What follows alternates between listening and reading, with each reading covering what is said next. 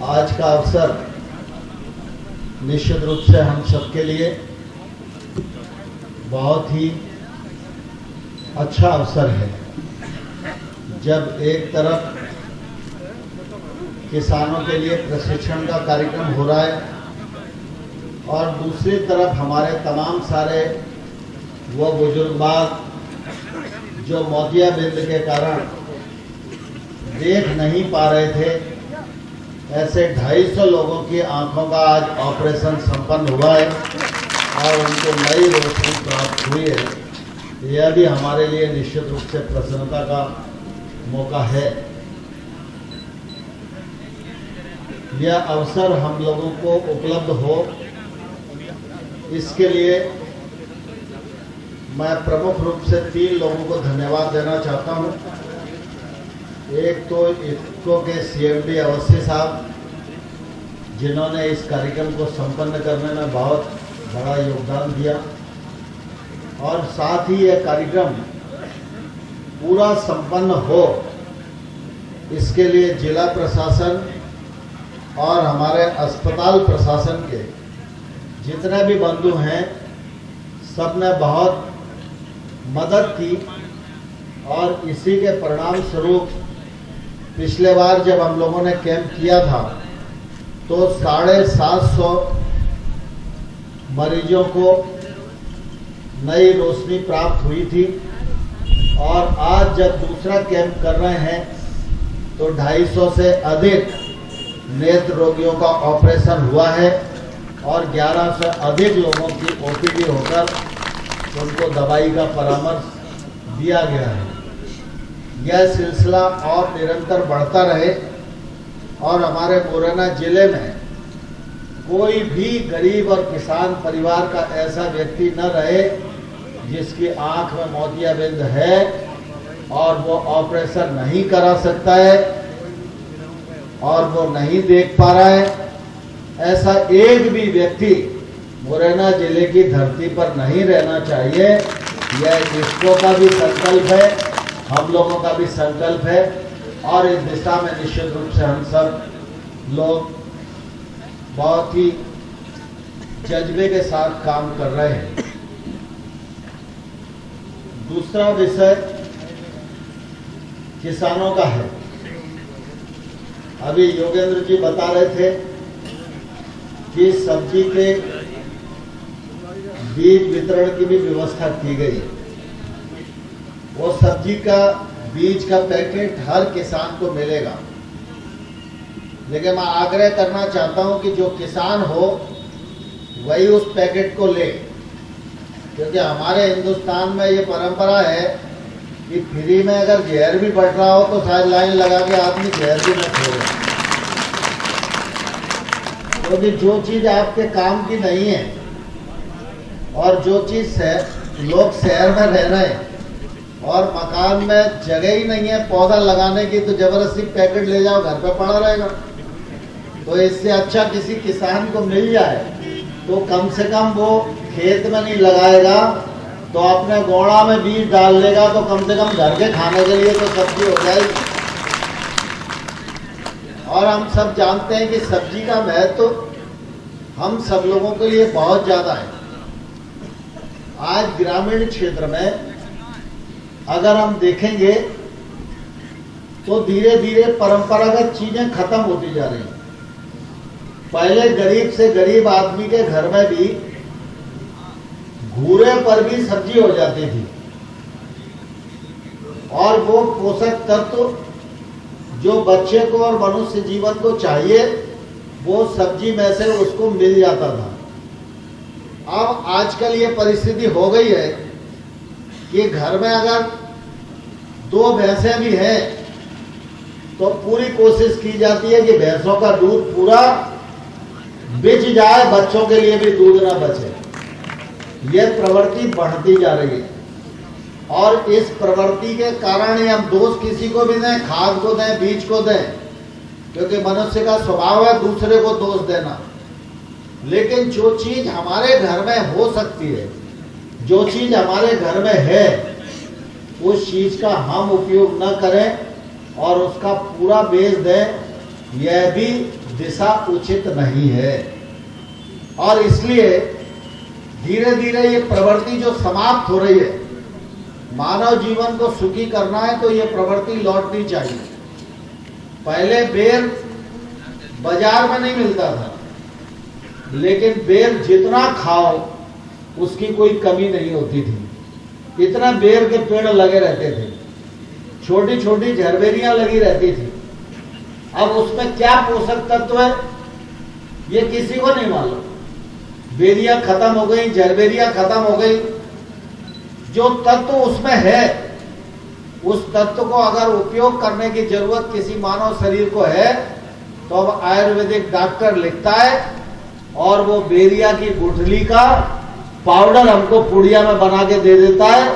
और जो बेर फ्री में मिल सकता था उस पुड़िया के पैसे देके हम अपने जीवन को चलाने का काम करते हैं। यह आज मानव के सामने समस्या बनके ऐसी तमाम सारी चीजें खड़ी हुई।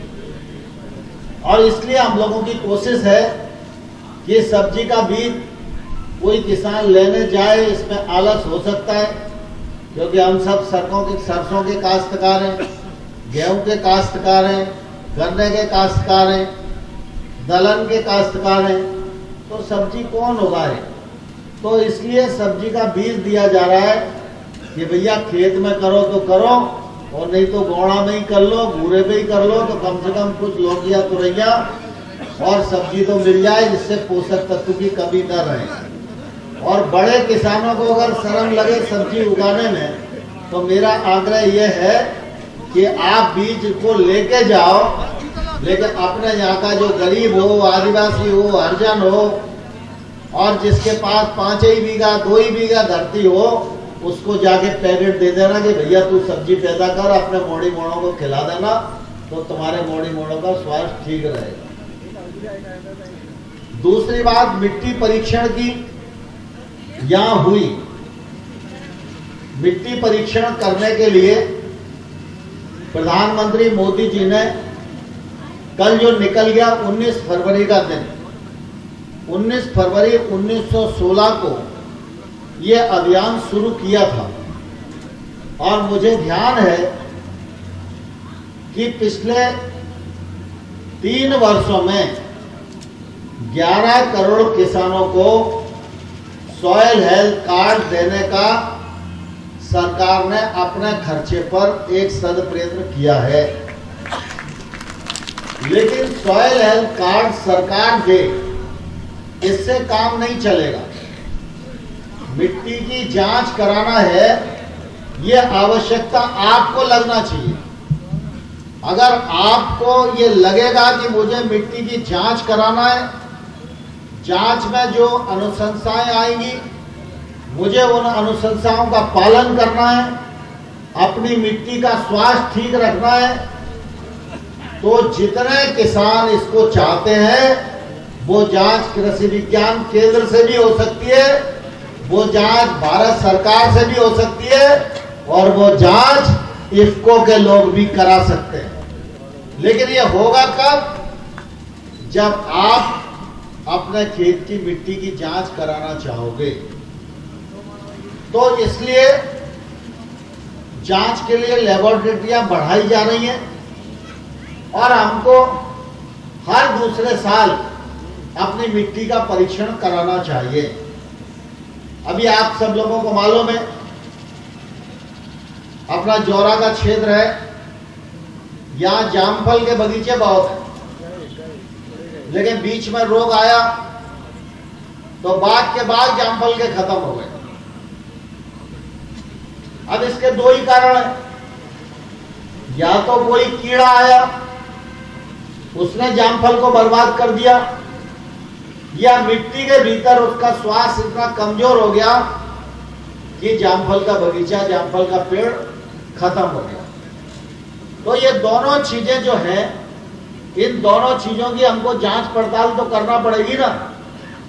और जांच पड़ताल करने की, उसका इलाज करने की सुविधा भारत के प्रधानमंत्री नरेंद्र मोदी जी ने देश भर में उपलब्ध कराई है। इसका आप पालन करोगे तो आपकी आमदनी 2022 तक दोगुनी नहीं, आप चाहो तो अपनी आमदनी को चौगुनी कर सकते हो। लेकिन ये आमदनी चौगुनी न तो मेरे भाषण से होगी और न आपके अकेले सुनने से होगी। ये होगी सरकार की योजना का अमल और आपका परिश्रम। और आपका परिश्रम हो, इसके लिए खुद ब खुद आपको खड़ा होना पड़ेगा। आज जब आमदनी हमको दोगुनी और चौगुनी करना है, तो हमको ये विचार करने की आवश्यकता है कि यह आमदनी बढ़े कैसे। क्या आमदनी गेहूं की खेती से हो सकती है? क्या आमदनी तिलहन को पैदा करने से बढ़ सकती है? आमदनी दलहन को पैदा करने से बढ़ सकती है? आमदनी फलों की खेती करने से बढ़ सकती है? आमदनी फूलों की खेती से बढ़ सकती है? आमदनी सब्जी की खेती से बढ़ सकती है? क्या करें जिससे आमदनी बढ़े? इसके लिए कृषि विज्ञान केंद्र और कृषि विभाग लगातार इस बात की किसानों के साथ मिलकर कोशिश करता रहता है। आमदनी बढ़ाना है तो खेती उत्पादकता बढ़नी चाहिए, उत्पादन बढ़ना चाहिए। और आमदनी बढ़ाना है तो खेती में लगने वाली लागत कम होनी चाहिए। लागत कम कैसे होगी? जैसे अभी योगेश जी बता रहे थे, नैनो फर्टिलाइजर, इसका वाईपी सिंह ने आपको बताया।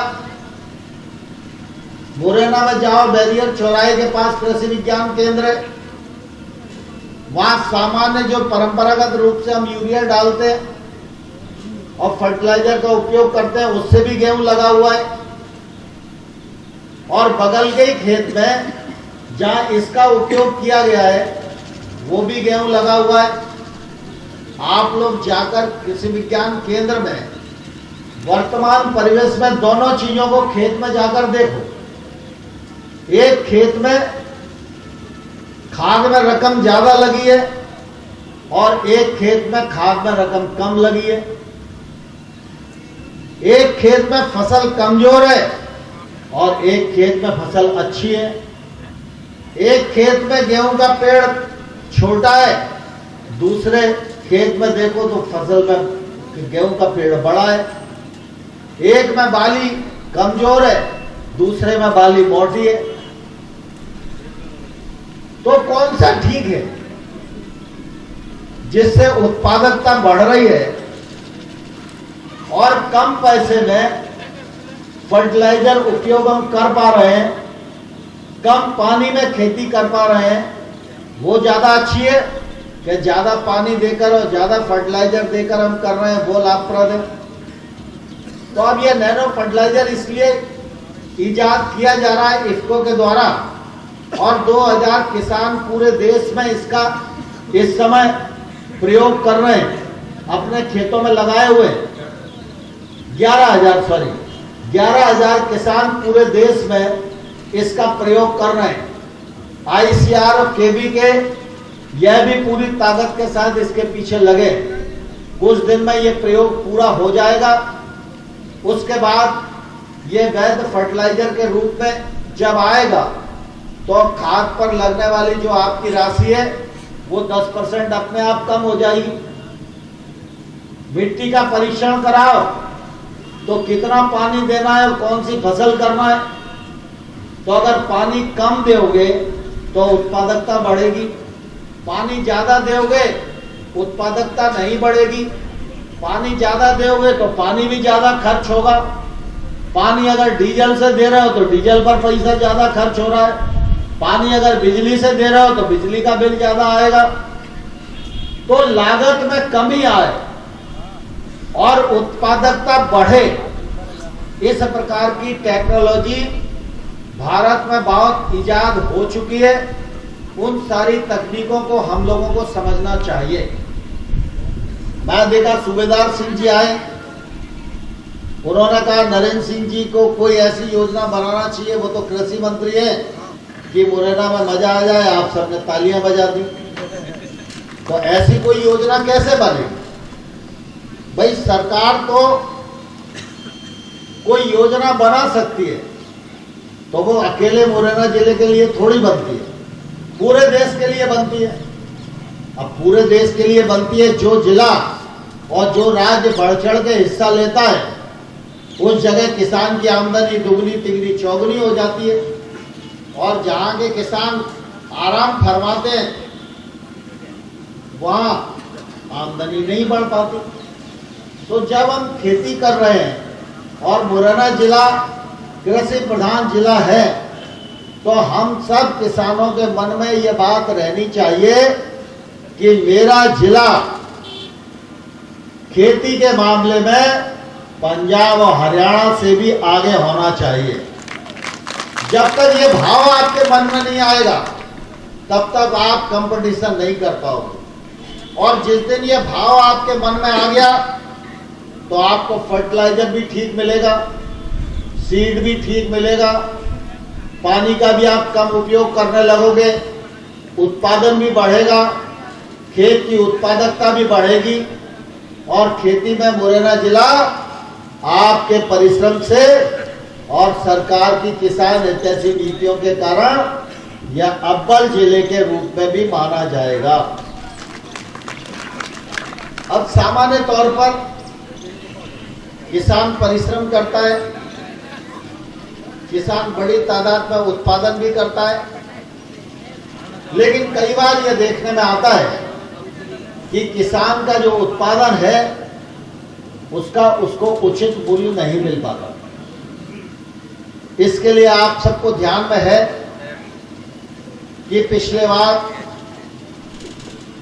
मोदी जी जब प्रधानमंत्री पद संभाले तो बरसों से हमारे देश के किसान मांग कर रहे थे कि जो न्यूनतम समर्थन मूल्य है वो लागत का 1.5 गुना होना चाहिए। तो मोदी जी ने समर्थन मूल्य 1.5 गुना कर दिया। अब आपका जो समर्थन मूल्य पर अनाज खरीदा जाता है वो समर्थन मूल्य आने वाली लागत का 1.5 गुना है। 6,000 रुपया वार्षिक पीएम किसान सम्मान निधि के माध्यम से देश के करोड़ों करोड़ किसानों को दिया जा रहा है। अभी तक देश के 8 करोड़ किसानों को 49,000 करोड़ रुपया भारत सरकार के खजाने से निकालकर किसानों की जेब में भेजा जा चुका है। फर्टिलाइजर की सब्सिडी दी जा रही है,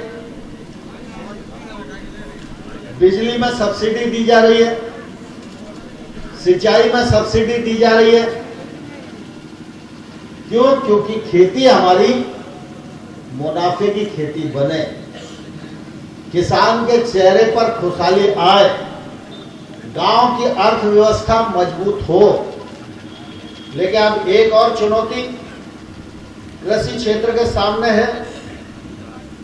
परिवार बढ़ते जा रहे हैं और जोत छोटी होती जा रही है।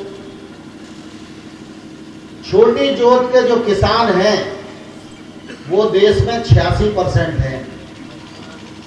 सिर्फ 14% किसान ही है जिन पर बड़ी जोत है।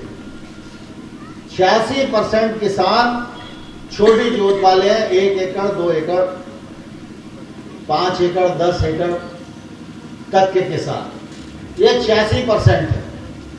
लेकिन अब कम खेती है तो कम खेती में कोई भी किसान बड़ा निवेश नहीं कर सकता।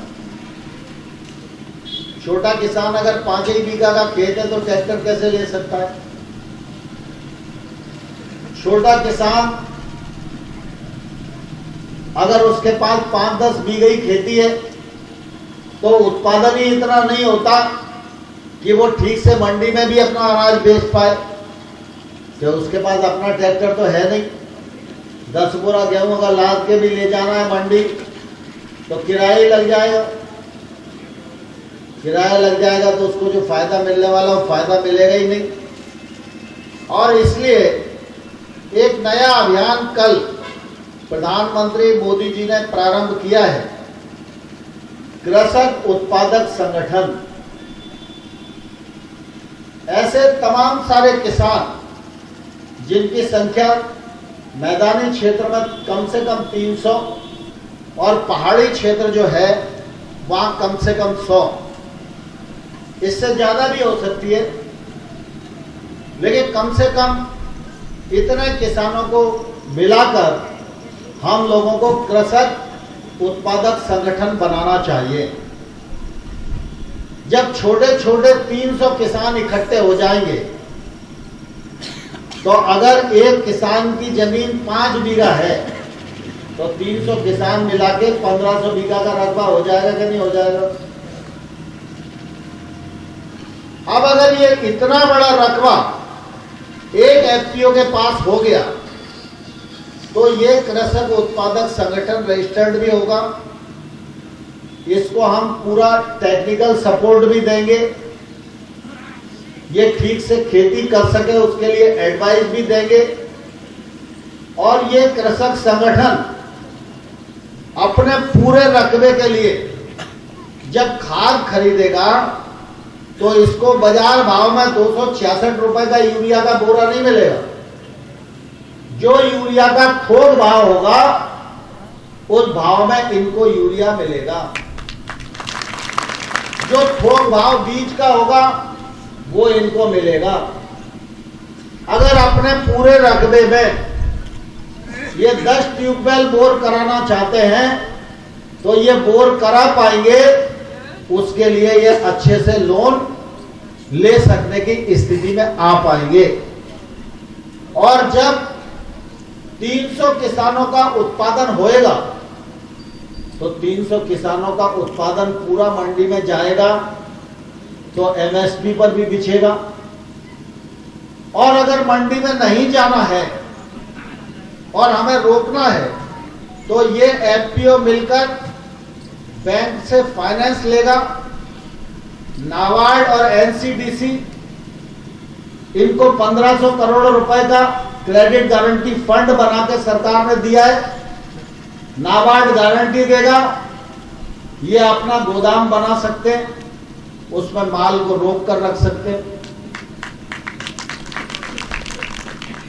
दूसरा, इनाम प्रोजेक्ट प्लेटफॉर्म के माध्यम से अगर इन्हें लगे कि मुरैना में इनके उत्पादन का मूल्य कम है और कलकत्ते की मंडी में इनके उत्पादन का मूल्य ज्यादा है, तो ये 300 लोग मिलकर, ये संगठन मिलकर विचार कर सकता है कि हमारे पास इतना कुंटल उत्पादन है और ये रेलवे की रैक हायर कर सकते हैं और अपने सारे उत्पादन को भेजकर रेल से कलकत्ता की मंडी में ऊंचे दाम पर बेच सकते हैं।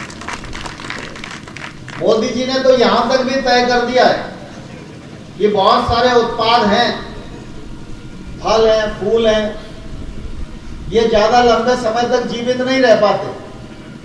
अब नॉर्थ ईस्ट में अगर पूर्वोत्तर राज्यों में देखो तो त्रिपुरा में, मेघालय में बहुत अच्छे फूल पैदा होते हैं, बहुत अच्छे फल पैदा होते हैं,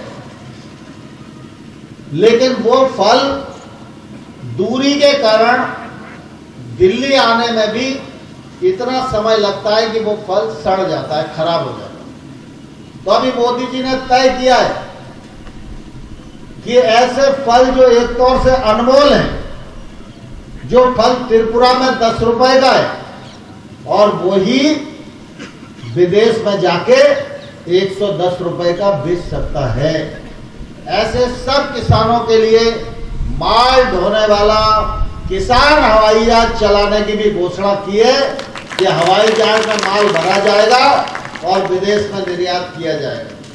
ये क्यों किया जा रहा है? क्योंकि किसान की आमदनी बढ़ाना है, किसान की माली हालत सुधारना है। ये कृषक उत्पादक संगठन निश्चित रूप से अगर ये तय कर लें कि हम सब आलू की खेती करेंगे या हम सब गन्ना की खेती करेंगे, तो ये कृषक उत्पादक संगठन अपने उत्पाद का वैल्यू एडिशन भी कर सकता है, फाइनेंस लेकर कारखाना भी लगा सकता है, अपनी पैकेजिंग भी कर सकता है, अपनी लेबलिंग भी कर सकता है और विपणन के सारे रास्ते इस एफपीओ के माध्यम से आने वाले कल में खुल जाएंगे। ऐसे ही प्रधानमंत्री फसल बीमा योजना, आप सब लोगों को मालूम है, जब मोदी जी प्रधानमंत्री बने तो फसल बीमा योजना परिवर्तित रूप में लागू हुई। पिछले 3 वर्षों में इस फसल बीमा योजना के अंतर्गत पूरे देश का कुल बुआई का 30% हिस्सा यह बीमित हुआ और किसानों का जो प्रीमियम है वो 13,000 करोड़ रुपया जमा हुआ। लेकिन जहां नुकसान हुआ, नुकसान की भरपाई करने के लिए 13,000 के एवज में किसानों को 60,000 करोड़ रुपए का भुगतान हुआ। 60,000 करोड़ का। मध्य प्रदेश के किसान इसलिए घाटे में कि मध्य प्रदेश की ये नई सरकार आई है, इसने फसल बीमा की किस्त का भुगतान नहीं किया है। जो ऋणी किसान होते थे, बैंक उनकी किस्त प्रीमियम की काट लेती थी। कई किसानों को लगता था कि भाई हमारे तो पैसे कट गए लेकिन हमको तो मुआवजा मिला नहीं। बीमा तो सबको कराना चाहिए लेकिन बीमा का लाभ मिले ऐसी प्रभु से कभी प्रार्थना नहीं करनी चाहिए। बीमा काय के लिए होता है? बीमा तो प्राकृतिक आपदा के लिए होता है। हम लोग दुर्घटना का बीमा कराते हैं, हम लोग जीवन का बीमा कराते हैं। उसका लाभ कब मिलता है? जब एक्सीडेंट हो जाता है तो दुर्घटना बीमा का लाभ मिलता है। और जीवन बीमा हम जब तक जीवित हैं तब तक ठीक है, अगर आकस्मिक मृत्यु हो गई तो बीमा मिलता है। बीमे की राशि जो परिवार के लोग होते हैं उनको मिल जाती है। तो ये जो जीवन बीमा और दुर्घटना बीमा हम कराते हैं तो कभी भगवान से प्रार्थना करते हैं कि भगवान हमारा एक्सीडेंट हो जाए मुरैना जाते में तो कम से कम 2 लाख रुपये मिल जाएंगे। कोई करता है क्या बताओ? कोई नहीं करता ना। ऐसे ही किसान को जब वह फसल का बीमा करा रहा है तो बीमा तो इसलिए कराना चाहिए कि भगवान न करे कभी प्राकृतिक प्रकोप आए, लेकिन आ जाए तो हमको बीमा से मदद मिल जाए। लेकिन साथ ही साथ ईश्वर से तो यही प्रार्थना करना चाहिए कि हे भगवान, बीमा तो मैंने करा लिया है लेकिन मैं बीमा के लाभ के लिए कामना नहीं कर रहा हूं। मेरे फसल में कोई प्राकृतिक प्रकोप नहीं आना चाहिए, बेमौसम बरसात नहीं होना चाहिए, ओला नहीं पड़ना चाहिए, पाला नहीं पड़ना चाहिए और अच्छी फसल होना चाहिए जिससे मैं भी माला माल हो जाऊं और दूसरों की भी मदद कर पाऊं। ऐसा ही सोचना चाहिए ना? ऐसा सोचना चाहिए कि नहीं सोचना चाहिए? बोलो, ऐसा ही सोचना चाहिए ना। लेकिन किसानी के क्षेत्र में ये बड़ी धारणा हो गई थी, अरे साहब किस्त कट गई, हमें तो कुछ मिला ही नहीं। बार बार किस्त कट जाती है तो हमें तो कुछ मिला ही नहीं। तो अब मोदी जी ने कल फैसला कर दिया है कि किसी भी किसान का बीमा बैंक से स्वाभाविक नहीं होगा। अब बैंक के भरोसे मत रहना, ये नियम कल खत्म हो गया है। अब अगर आपकी फसल का नुकसान होएगा और आपने अगर बीमा नहीं कराया तो फसल बीमा का लाभ आपको मिलने वाला नहीं है। इसलिए मैं आप सब लोगों को आग्रह करना चाहता हूं कि रबी और खरीफ दोनों की तारीखें तय हैं, उन तारीखों से पहले अपनी फसल की बुवाई हो और हम अपना बीमा करा लें। नहीं तो भगवान कभी रूठ जाएंगे और नुकसान हो जाएगा तो कोई नेता मदद करने नहीं आएगा। अगर बीमा होएगा तो छाती पे चढ़ के आप ले लो। और अब एक प्रावधान और कर दिया है कि पहले तो पटवारी आकलन करते थे तो ये हो जाता था कि भाई इसके खेत में ज्यादा कर दिया, इसके खेत में कम कर दिया, फलाने ने नेता ने कह दी तो ऐसा हो गया, फलाने नेता ने कह दी तो ऐसा हो गया। अब ये सब खत्म कर रहे हैं। अब जो उपग्रह है ऊपर से अंतरिक्ष वाली टेक्नोलॉजी, उसी से जहाज आपके खेत पर घूमेगा और जब फसल खड़ी होगी तब आपकी फसल की जांच कर लेगा, आपकी फसल के फोटो खींच लेगा। उस समय अगर मौसम की प्रतिकूलता है तो आगे जब कटाई का टाइम आएगा तो एक बार फिर वो मुआयना करेगा और उस मुआयने के आधार पर आपका मुआवजा फिक्स हो जाएगा और आपके खाते में पेमेंट हो जाएगा। और अगर फसल ठीक है तो फिर कटाई के समय कोई दोबारा जांच पड़ताल नहीं होगी। इससे भ्रष्टाचार की भी समाप्ति होगी, सिफारिश करने वालों की गड़बड़ भी खत्म होगी, ट्रांसपेरेंसी भी आएगी। लेकिन ये लाभ मिलेगा तभी जब आप बीमा कराओगे। मैं बार बार इस बात को पहुंच के इसलिए कह रहा हूं कि भगवान न करे ऐसी परिस्थिति खड़ी हो, लेकिन अगर खड़ी हो जाएगी और मैं भी आपके बीच में आया तो मैं आपसे पूछूंगा बीमा है क्या? आप कहोगे बीमा तो नहीं कराया, तो मैं भी कोई मदद नहीं कर पाऊंगा, झूठ साच कोई भी नेता बोले। तो इसलिए इस दिशा में भी हम सब लोगों को विचार करने की आवश्यकता है। खेती के क्षेत्र में हम लोग लगातार इस बात की कोशिश कर रहे हैं कि छोटे छोटे जो किसान हैं उनकी आमदनी कैसे बढ़े। इसलिए मैं आप सबके बीच में आग्रह करना चाहता हूं, मधुमक्खी पालन जैसे प्रयोग हम लोगों को करना चाहिए। छोटे छोटे किसान अगर इस दिशा में आगे बढ़ेंगे तो उनकी आय बढ़ाने में मधुमक्खी पालन, पशुपालन जैसे चीजें बहुत बड़ा योगदान देने में भूमिका का निर्वाह कर सकती है। कृषि विज्ञान केंद्र आपकी सेवा के लिए है। आप बार बार कृषि विज्ञान केंद्र में जाइए, जुड़िए, वैज्ञानिकों को अपने गांव में बुलाइए, लोगों को इकट्ठा करिए, नई नई तकनीक से परिचित होइए, नए नए बीजों को इस्तेमाल करिए, लागत में कमी करने के जो उपाय हैं उनको करिए। तो निश्चित रूप से हम खेती में अग्रणी रूप से अपना स्थान बना सकने में सफल हो सकते हैं। आज यह कार्यक्रम यहाँ संपन्न हुआ। इस कार्यक्रम में आप सब ने भागीदारी की या हमारे तमाम सारे वैज्ञानिकों ने आपको जायद फसलों के बारे में और अन्य सभी प्रकार की कृषि से संबंधित जानकारी उपलब्ध कराई। इफ्को ने भी अपना प्रेजेंटेशन किया। मुझे पूरा विश्वास है कि आप सब इस दिशा में ध्यान देंगे और मुरैना जिला खेती के जिले में नंबर 1 का जिला बने, नंबर 1 का जिला बने, इस बात का प्रयत्न भी करेंगे और इसमें अहम भूमिका का भी निर्वाह करेंगे। एक दूसरा आग्रह और केदार सिंह जी ने मुझे अभी ध्यान दिलाया। आमतौर पर प्रधानमंत्रियों की नजर इतनी छोटी छोटी चीज पर जाती नहीं, लेकिन आपने देखा नरेंद्र मोदी जी गरीब परिवार से हैं, इसलिए गरीब की व्यथा, कथा, पीड़ा उसका अंदाज उन्हें हमेशा रहता है।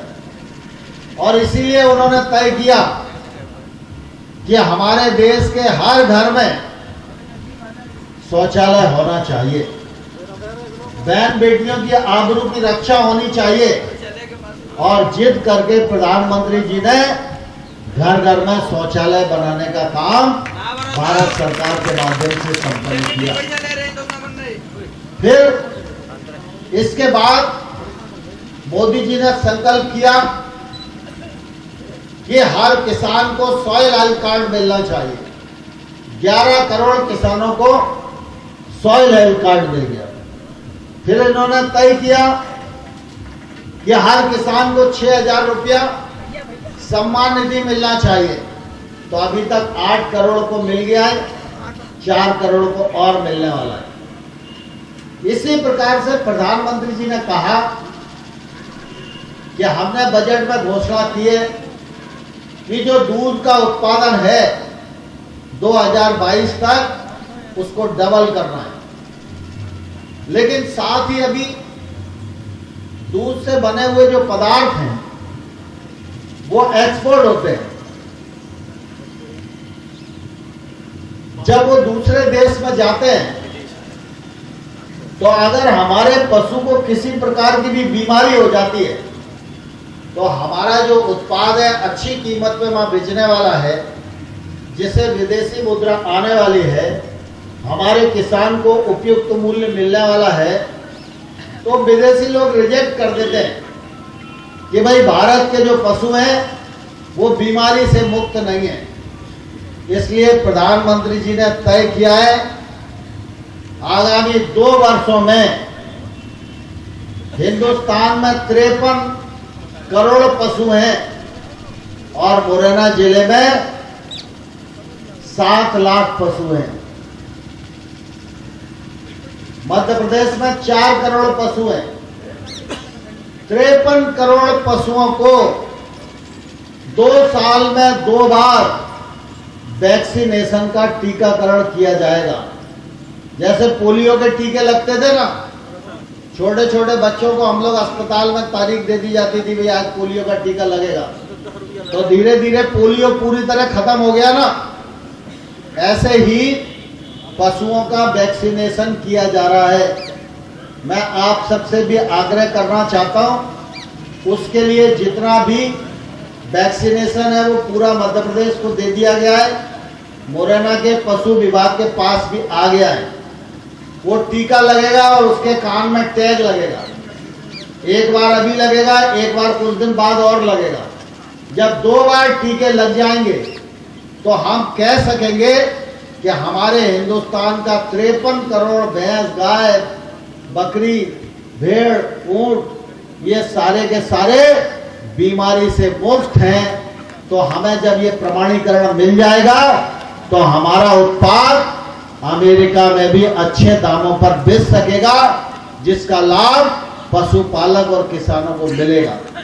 और इसलिए आपके नजदीक जो वेटरनरी हॉस्पिटल है उनसे संपर्क करके जल्दी से जल्दी हम सब उत्सुक होकर अपने चौपों का टीकाकरण कराएं।